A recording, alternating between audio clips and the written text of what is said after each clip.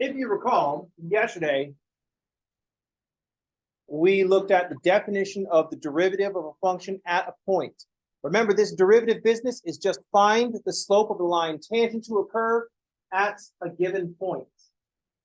So we want to see from this calculation, the importance of this calculation is not later on when you're an engineer working on our mission to Mars, you're going to calculate a derivative using this. Like if you're working as an engineer and you're about to calculate a derivative by hand, you're about to get fired. Like, that's just not how this works. But that's not the point. The point is understanding what we're trying to calculate. The point is remembering that we are trying to calculate the slope of a tangent line, and this calculation here is exactly that. The slope is just change in y divided by change in x. The y is represented by the value of the function. So here is the difference in the value of the function. A little bit away from 4 and at 4. That's that change in y. In the bottom is the delta x. It used to say 4 plus h minus 4, but the 4 and the minus 4 canceled out, and all we have is the h. That h is the delta x. That's the little bit away. So you want to look at the definition of the derivative and see the slope formula in it. That's the point of doing the exercise. The point of doing the exercise after this is to find out who remembers how to rationalize things. That's the point here. And also, this is at the point where I get to say there are 3 important tricks in math. Number 1, add 0. Number 2, multiply by 1, which is what we're going to be doing here. And number 3, do a simpler problem.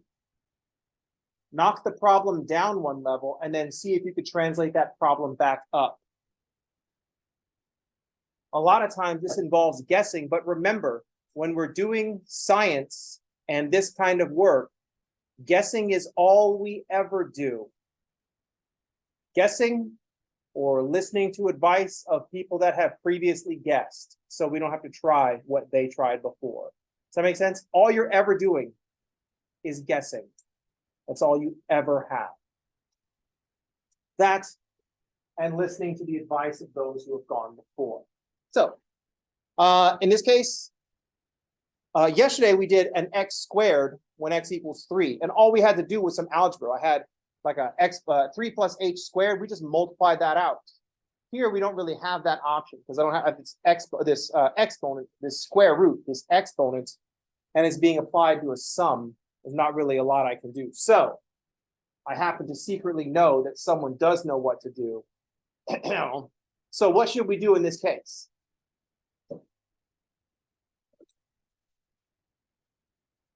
So in this case, we're going to do one of our favorite tricks. We're going to multiply by 1. We're going to rationalize the numerator. And what we have in our advantage here is that it is just a square root. Square roots are much easier to rationalize. I almost made this a cube root, but that would have been a dick move on my part. Does everybody remember how to rationalize a cube root with 2 terms? Of course we do, because we remember our difference in cubes and sum of cubes formula, right? Right? Right. Of course we do. Right now you're thinking, I don't know, is there going to be a quiz on the difference in sum of cubes? And I'm like, oh, no. Then you're like, oh, yes, we remember. Our memory is conditional on whether we're going to have to remember or not. So here's what we're going to do. We're going to multiply by 1, because multiplying by 1 is always an option. 1 is the multiplicative identity. Multiplying by 1 doesn't change anything, but it's going to give us a form that is useful. So it's still 4 plus h, but instead of minus 4, I'm going to put plus the square root of 4. And I can't multiply just on top. That changes things. That's cheating. But if I multiply by 1, we're not cheating. We're going to multiply by the conjugate of the numerator. Normally, when we do this, we're trying to get a radical out of the denominator because our motivations for doing things in algebra are always really weird. Like, well, you can't have a square root in the denominator. You totally can. It's perfectly fine. Back before we all were carrying calculators in our pockets, it was inconvenient to have the irrational number in the denominator. But now, iPhone says, it don't matter. 1 over the square root of 2 is just as good as root 2 over 2. Because we're not going to be dividing by hand. So the reason that we want to do this is that now we're going to be multiplying into a difference of squares. And those squares are going to cancel out these square roots. So now we multiply into the difference of squares.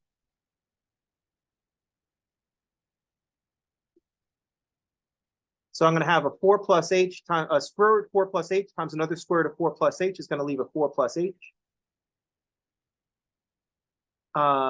A square root of 4, the square root of 4 plus h times the square root of 4, then a square root of 4 plus h times a minus square root of 4, those cancel out. Then I have this negative square root of 4 and a plus the square root of 4, and that gives me a minus 4. In the denominator, I still have this h, and I still have this 4 plus square root of 4 plus h plus the square root of 4.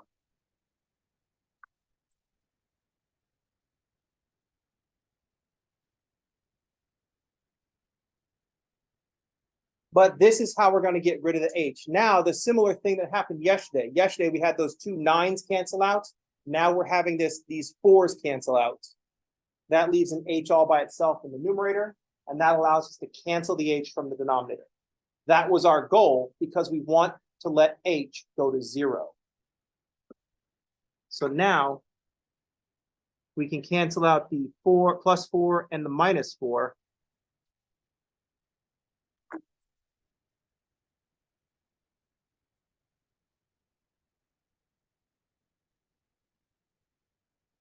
In the denominator, we have h times the square root of 4 plus h plus the square root of 4. And in the numerator, we just have h. So once we cancel out the 4 and the negative 4, I can divide h by h. So now the h's cancel.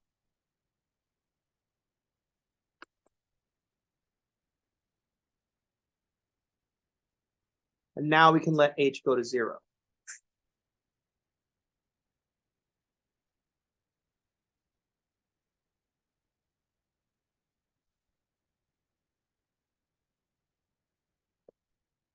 So now I don't have that factor of h in the denominator, so I can make h go to 0.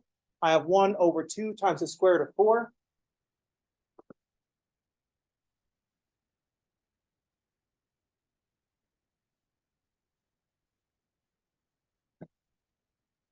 Which we would write as 1/4.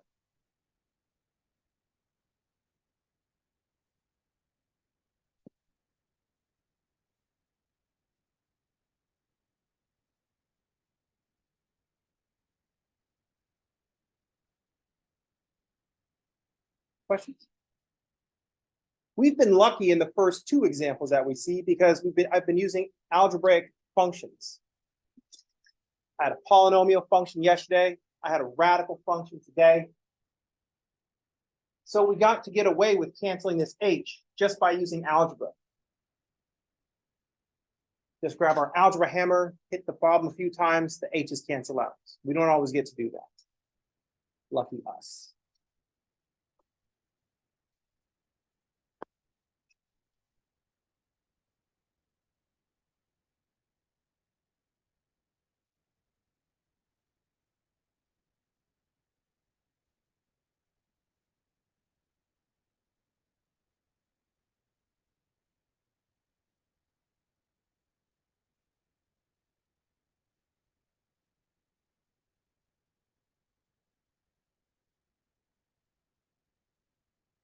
So be warned, we don't always get to cancel the h using just algebra. It's not always possible.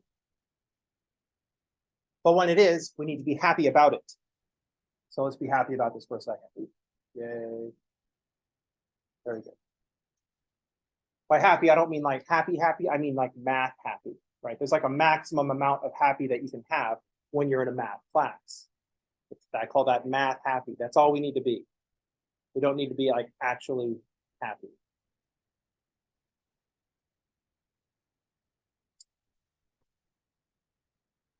Any questions?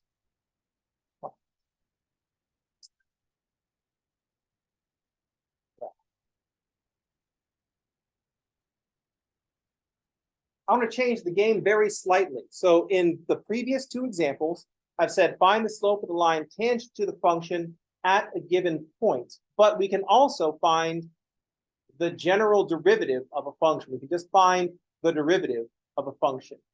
That is not the derivative at a point, it's just the derivative as a function.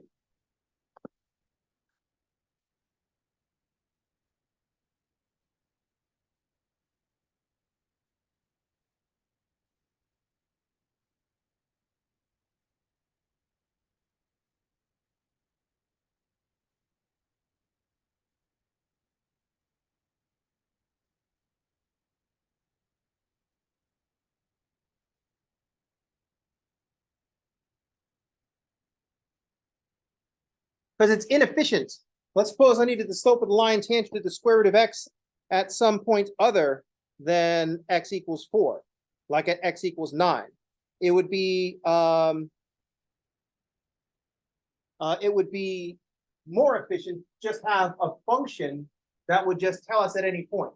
So if I'm going to be doing this slope calculation a bunch of times, I'd rather have a function that I could just plug in the point into. I just plug in the 4, plug in the 9, and so on. That would be more efficient. So let's find the derivative as a function. All we do is replace c with just x. So we say the derivative of f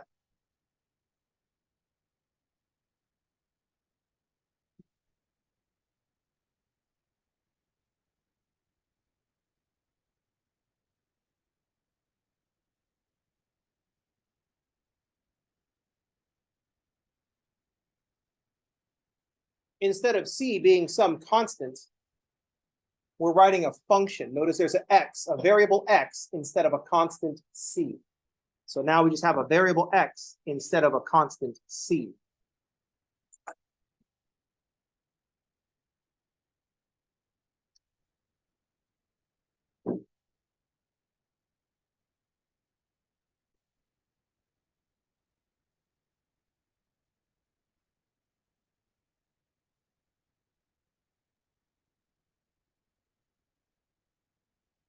So this is going to produce a function, and it'll tell us the slope of the line tangent to f of x at any point.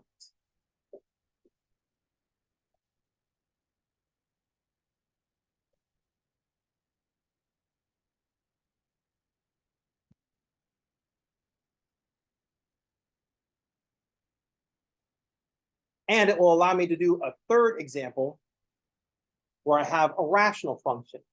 I kind of already did have a rational function with a polynomial, but now I want one with the denominator.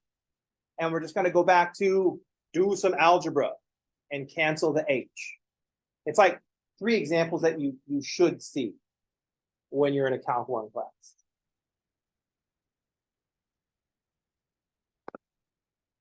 Not because later in your job as the head of engineering for the mission to Mars, you're going to be using the definition of the derivative to find derivative. Even all the shortcuts that we use to find derivative functions, you're not going to use those either. Any math that you run into when you're an engineer, any math that you run into that you don't know how to do, you're going to farm it out anyway. You're going to hire a mathematician to do it. Or quite possibly hire a computer programmer to program a computer to do your math for you. So remember, my goal is to teach you calculus, not train you for your job as a whatever you're going to be doing in the future. Because as I said previously, I'm not allowed to look into your futures and tell you what's going to happen.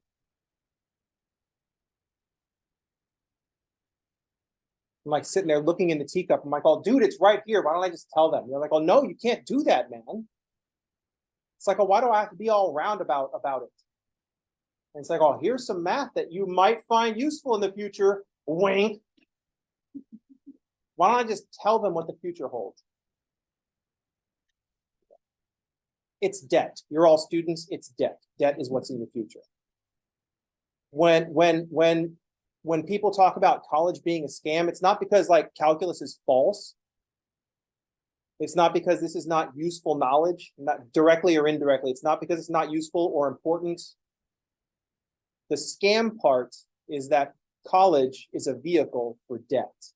That's why the banks like it so much. They want you to take out loans to go to school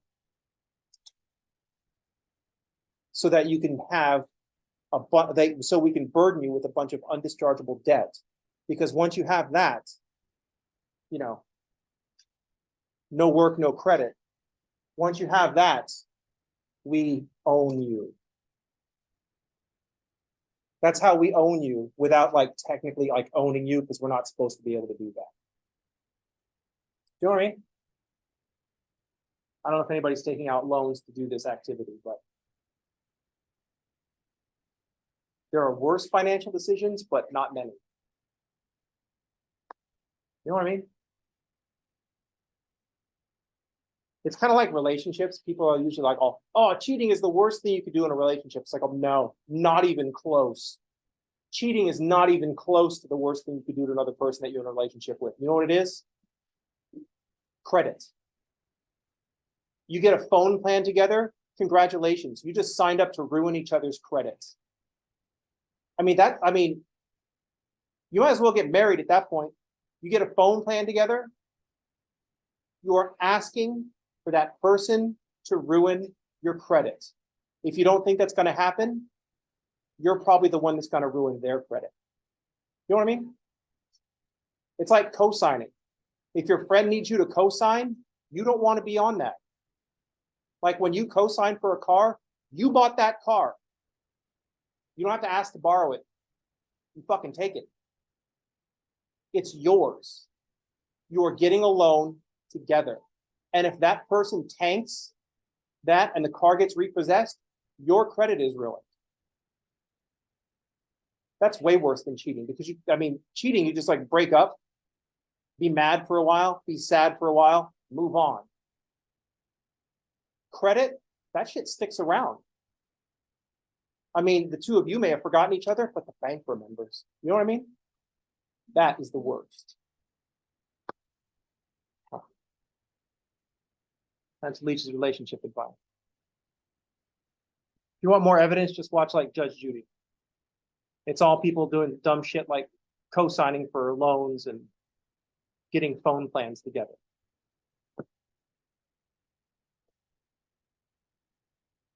I don't know if Judge Judy is still on. I don't know what judges are working now. I think Steve Harvey is a judge now, isn't he? Which is fucking amazing. If I'm on trial for crime, I don't care if he has a law degree or not. I want him to be the judge, because I want to say what I did, and I want him to look at the camera and just go, like I just answered on something stupid on Family Feud. I just want him to be like, there needs to be a camera off to the side, and when I say what I did, he just goes and does that thing where he looks at the camera. I'm like, oh, thank you. I will go to jail now. What are we talking about? Oh yeah. Let's see.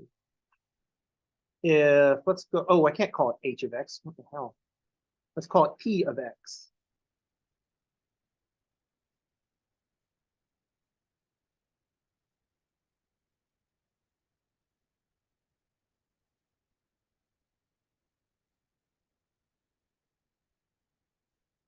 So now I'm not finding the derivative at a point. I'm just finding the general derivative of the function. Find the derivative of 1 over x squared. Now some of you are like, oh, dude, it's -2x to the -3. I'm like, oh, I know you have secret math knowledge, but we want to use the definition. We want to see the slope show up in our calculation, and we want to be reminded of how the algebra works to make the thing that we want to happen, happen. So using the definition of the derivative, p prime of x is the limit as h goes to 0 of this function at x plus h.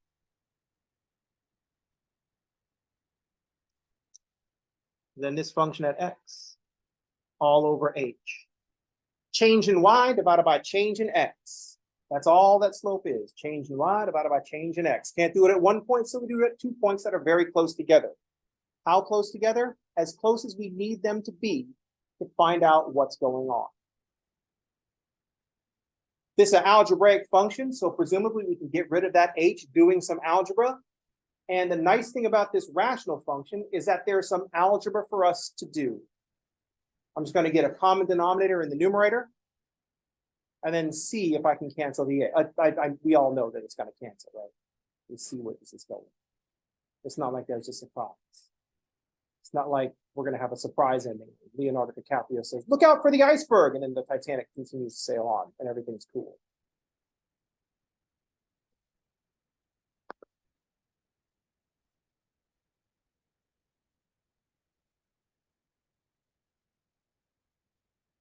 I'm going to take this over h and I'm going to put it out here because my fractions are getting a little bit tall.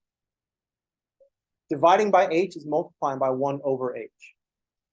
There's nothing fishy going on. Nothing up my sleeves. See, nothing up my sleeves. We're just doing some algebra. So I'm going to get a common denominator here. So this is going to be x squared minus x plus h squared all over x squared times x plus h squared. So my common denominator is x squared times x plus h squared. But my numerator is going to be, this one needs an x squared. And we'll be subtracting an x plus h squared.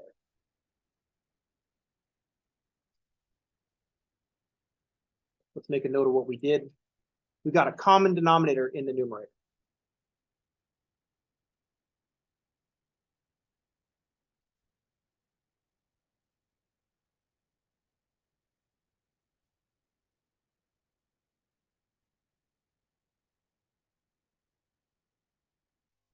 If you don't like thinking of it that way, I just multiplied all the terms by the common denominator.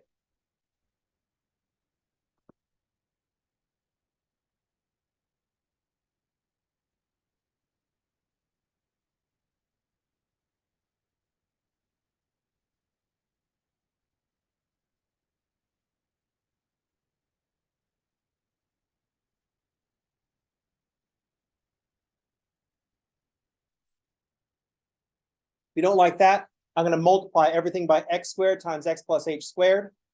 That'll cancel out the x plus h squared here, leave an x squared. That'll cancel out the x squared and leave an x plus h squared. And h times x squared times x plus h squared is what we see down here. Everybody okay with my algebraic sleight of hand? Two ways of thinking about it. I don't know which way is going to work for you. Pick one. Try them both. Pick one.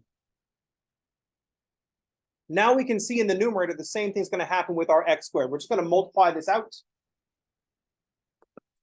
and see that h cancel.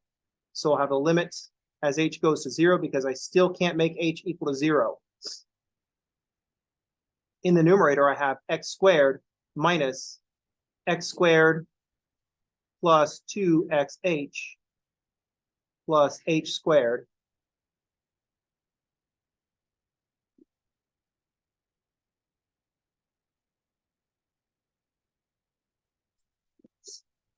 Now the important thing happens.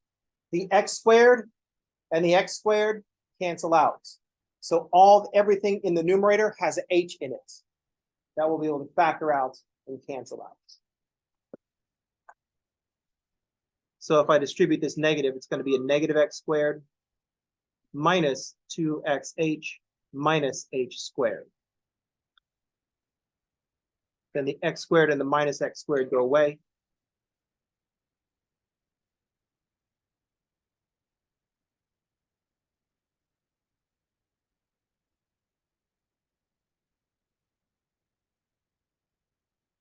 So all that's left is a minus 2xh plus h minus h squared.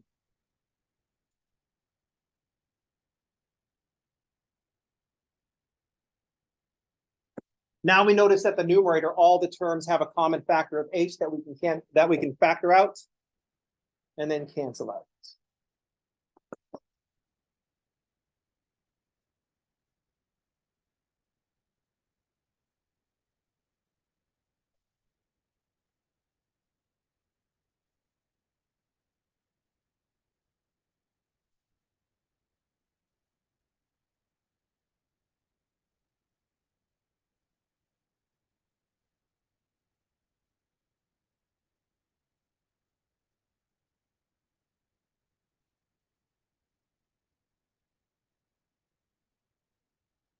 Now that I've canceled the h out of the denominator, we can let h go to 0.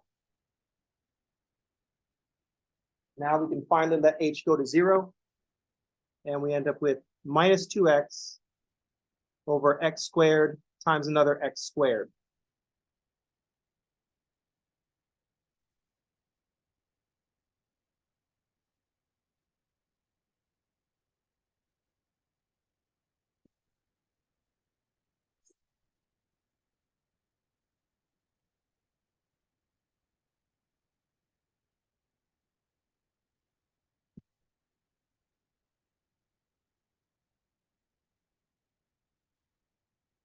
When you have an algebraic function and you're looking at the definition of the derivative, you're always going to be able to cancel out the h just by doing some algebra. You just have to know which algebra to do. For polynomials, just multiply everything out. Eventually, the highest degree terms cancel. Everything else has a factor of 8. For rational functions with denominators, get a common denominator, then it just becomes one of the polynomial problems. For radical functions, you need to rationalize to get the non-h stuff out of the radical. That's our biggest problem. This all comes down to the fact that exponents don't distribute over sums. That's why we have to do those rationalizing shenanigans. Yes.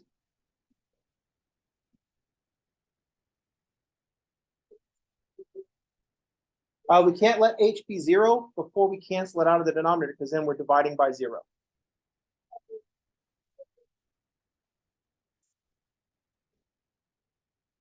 Right, we want to cancel the h out of the denominator.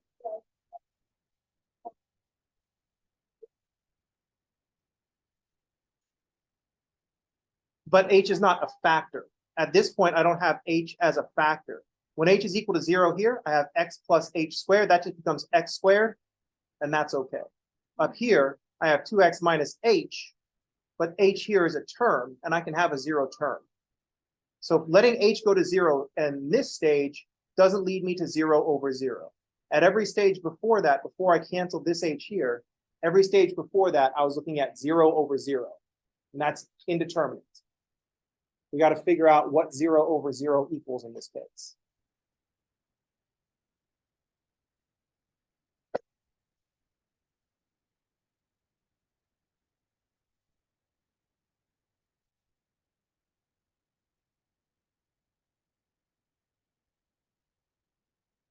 We almost always say things like 0 divided by anything divided by 0 is undefined, which is not true. 1 divided by 0 is undefined. That means we cannot give it a value. We cannot come up with a definition for 1 divided by 0. 0 divided by 0 is different. 0 divided by 0 is indeterminate. It is technically not defined, but we have to look at how 0 over 0 is happening. How is the numerator going to 0? How does that compare to how the denominator is going to 0? That's why limits have to apply. Any questions? We're trying to figure out what 0 over 0 we're looking at in this case. And in this case, the 0 over 0 we're looking at is negative 2 over x cubed. Is everybody okay? This should feel like entering into secret math knowledge. It's like before today, like, well, 0 divided by 0 is just undefined. I'm like, oh, close the door. Come here, closer. 0 divided by 0 can be lots of different things. And I thought, wow, this sounds like secret math knowledge. But not like dangerous secret math knowledge. It's not like you proved the Pythagoreans that the square root of 2 was irrational. I mean, you can get killed doing that. I don't know if you know that, but back in the day,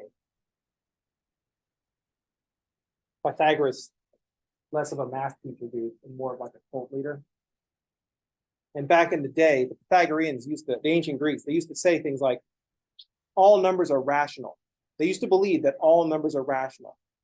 Here's how hard they believe that. Some dude comes along and says, check it out, I can prove that the square root of 2 is irrational. And they're really?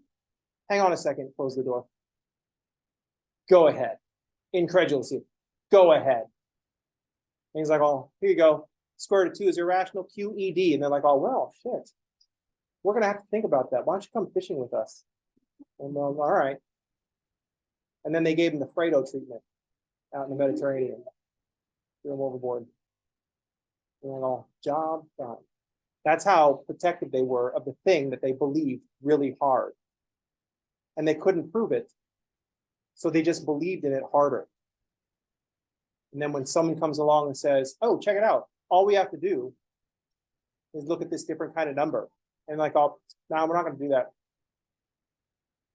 We made a lot of money doing it this way. So when they got back, and they're like, well, hey, where's Fredo? He said he had something about a square root of 2 he was going to show you guys. Did he show you? He was like, oh, yeah, we'll take you to him. Hop in the boat.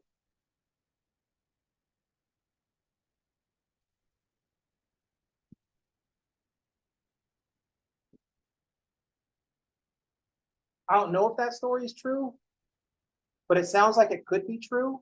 And it's humans being dicks to each other. So it kind of makes it more believable. You know what I mean? If like the story was like, oh, they believed that all numbers were rational. Some dude came along and proved that the square root of 2 is irrational. So they immediately just tossed their strongly held belief and went with the new evidence. That doesn't sound realistic to me at all. I'm like, oh, no, they killed that dude, didn't they? They killed that dude. Yeah, we totally killed him. Later on, we found he was right. So we don't talk about that guy.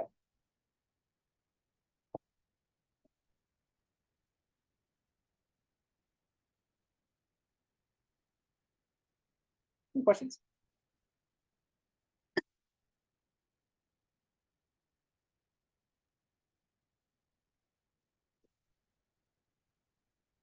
Actually, as a D&D bonus material, I can use red on this page. Oh, just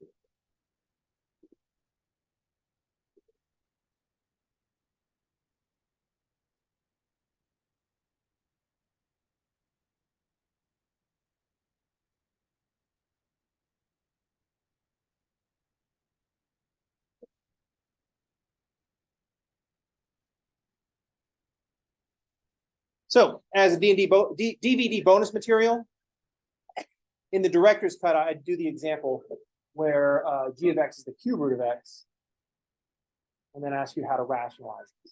And then do the same thing I did yesterday. All I have to do is tell you how this, but oh, look at the time. And so figure out how to rationalize if it was a cube root of x. Now, keep in mind, I've been doing some very simple functions. That's because I'm fundamentally lazy. So I'm not going to do anything more complicated than x squared. But if I happen to do like x squared minus 5x plus 7, we would do exactly the same thing. It would just be more stuff that we had to multiply out. X plus h squared plus 5 times x plus h is distributive property. A bunch of stuff cancels out. The highest degree terms that don't have an x would cancel out. We'd be able to cancel out the h. Everything would be cool.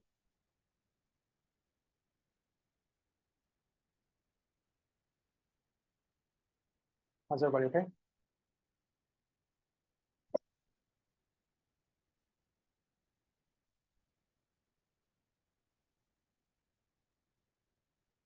Are you sure? Because most students really don't like this.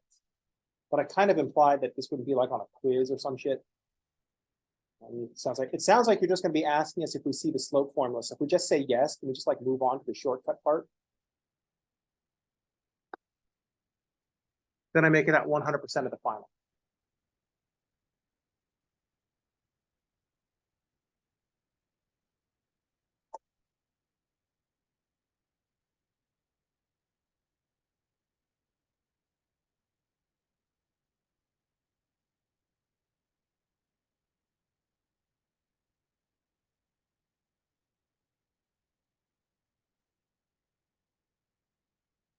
So let's move on to our next big topic. You said something about shortcuts.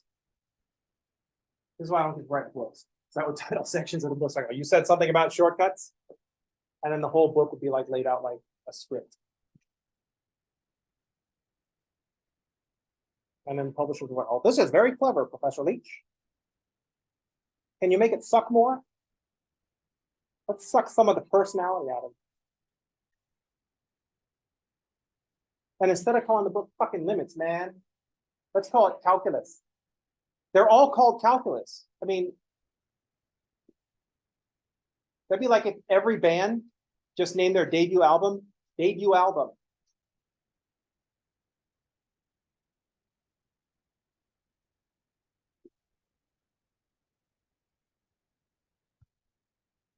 So you said something about shortcuts.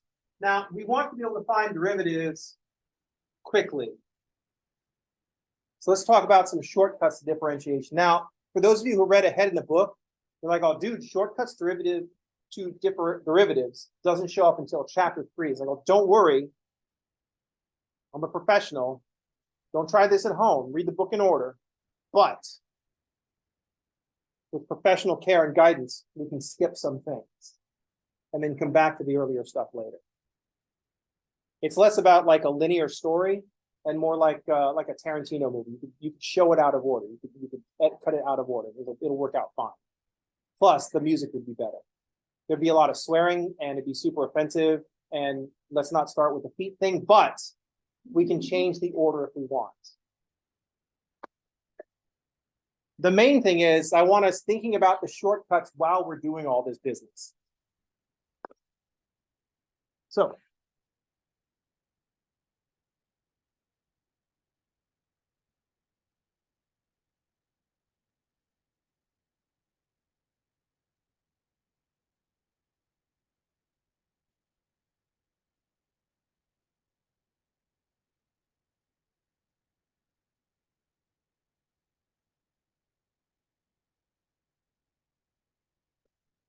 I also get to introduce some new notation, some Leibniz style notation.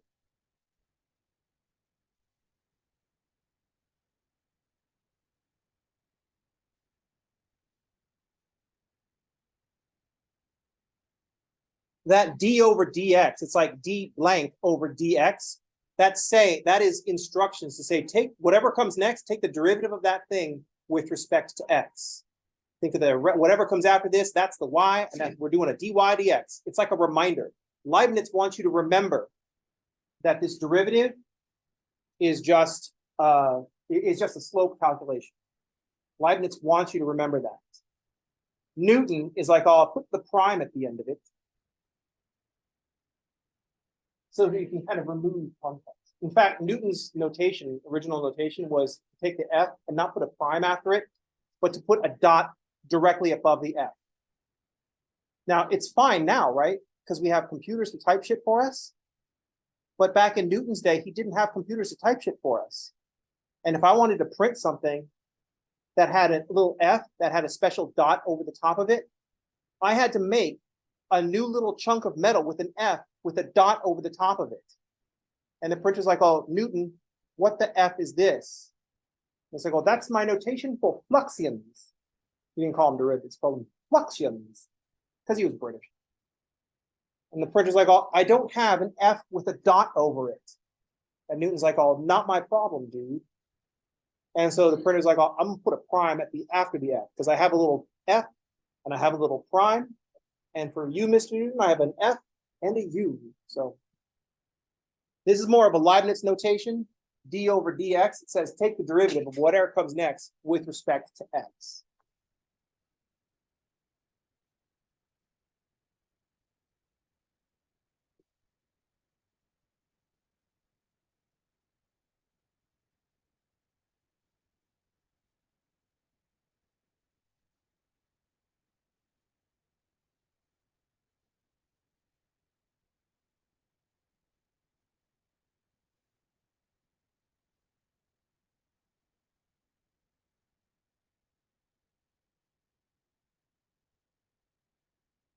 Now, I'm not trying to make it sound like Leibniz notation is all better. We just use that, because otherwise I would have just been using that.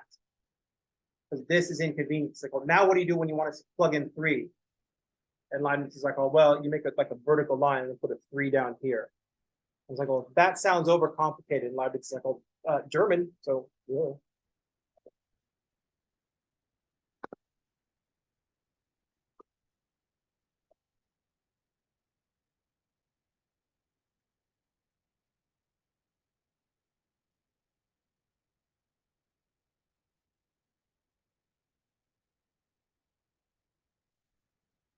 So if f of x is equal to x to the n, then f prime of x is x nx to the n minus 1. Multiply by the exponent, subtract 1 from the exponent. That's what we do. This is going to be our favorite shortcut. If we can do this, then we probably should. multiply by the exponent, subtract 1 from the exponent.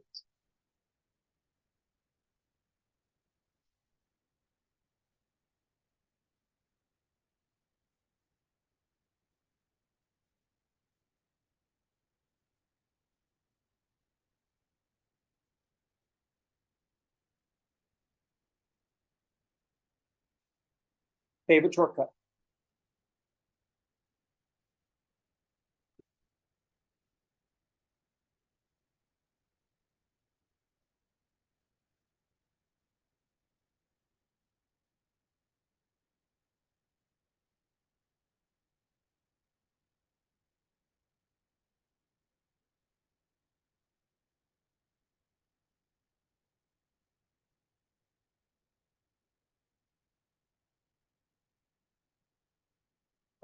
Definition of the derivative was fine before, but now that we see it can be done this way, you're like, oh, F the definition of the derivative.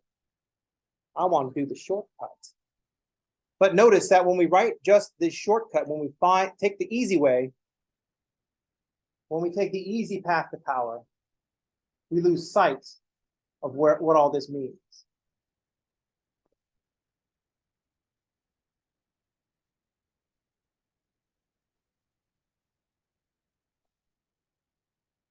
If we can write powers of x, then we should probably write powers of x.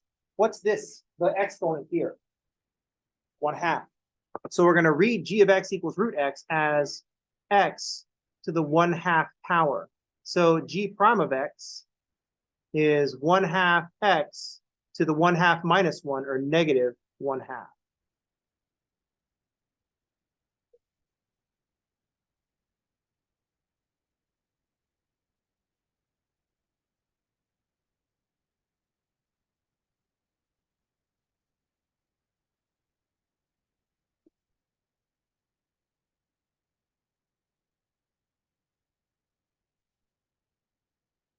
We can write powers of x. Maybe we should.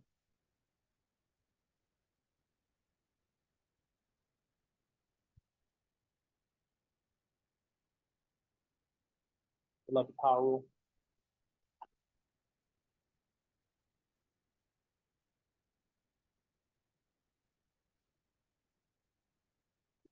Same thing here. I've got 1 over x squared. How am I going to read this? What's the power of x here? I want to write this as x to what power? Negative 2. So p prime of x will be negative 2 x to the negative 3. Oops, I didn't put the simplified form. X to the negative 3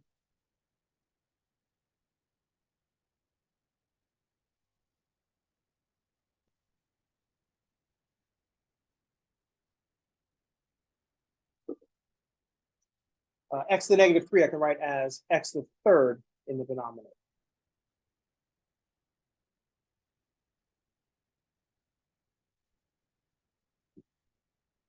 How's everybody okay? Everybody likes this one. If you can write a bunch of terms with powers of x, maybe we should. So we're going to practice with this some more tomorrow. Don't worry about the fact that it comes from chapter 3. Interpret that in the most positive light. You'd be like, oh, Leach is so confident in our awesome abilities that he says we can just jump right into chapter 3. Because we're all badasses. All right, that's it for today. I will see y'all on tomorrow. Everybody have a good day, and thanks for playing.